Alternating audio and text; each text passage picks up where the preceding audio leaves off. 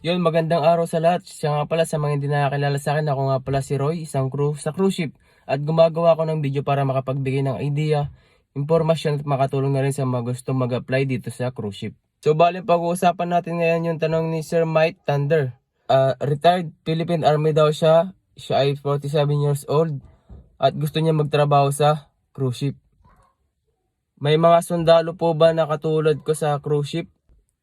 Para po sa kalaman ng lahat, no, yung mga ibang security guards sa cruise ship ay ex-military at ex-police po. So, pwede po tayo mag-apply sa cruise ship, sir.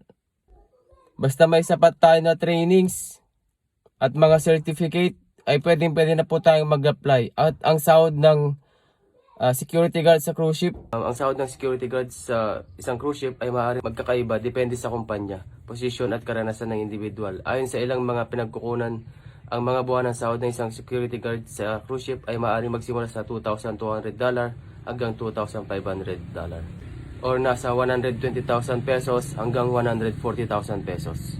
Sana nakatulong itong video na to sa inyo at sana nagustuhan nyo itong video na to at sana huwag nyo rin kalimutan na mag-like, i-follow at pakishare na rin po ng video ko. Yun lang mo po. Maraming salamat. Sa mga gustong magtanong pa dyan, welcome po kayo dito. Huwag po kayong maya para sa atin din to. Yun lamang po. God bless po sa ating lahat.